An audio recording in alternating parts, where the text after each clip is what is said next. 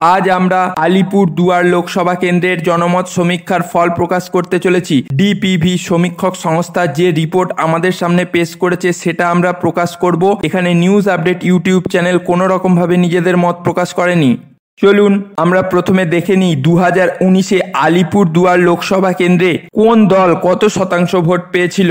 2019-এর লোকসভা নির্বাচনে আলিপুরদুয়ার লোকসভা কেন্দ্রে BJP vote পেয়েছিল 54.40%, অর্থাৎ অর্ধেকের বেশি শতাংশই ভোট পেয়েছিল ভারতীয় জনতা পার্টি। অপরদিকে তৃণমূল কংগ্রেস 2019 সালে এই কেন্দ্রে ভোট পেয়েছিল 36.72% এবং আরএসপি এই কেন্দ্রে 2019-এর লোকসভা নির্বাচনে ভোট পেয়েছিল 3.91%। কার্যতই বিগত 2019-এর লোকসভা নির্বাচনে আলিপুরদুয়ার লোকসভা কেন্দ্রে বিপুল ব্যবধানে জয়ী হয়েছিল বিজেপি।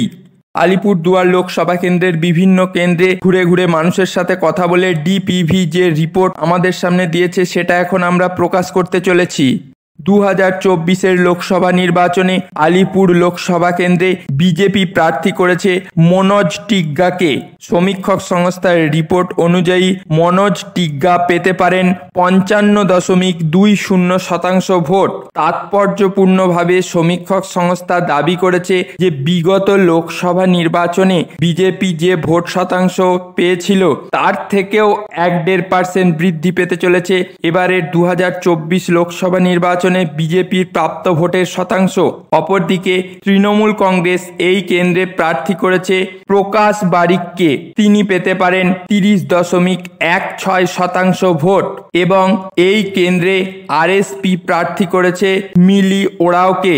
তিনি পেতে পারেন 11.35% ভোট। কার্যতই সমীক্ষক সংস্থার রিপোর্ট অনুযায়ী এই কেন্দ্র থেকে বিপুল ব্যবধানে জয়ী হতে চলেছেন বিজেপি প্রার্থী মনোজ টিগ্গা।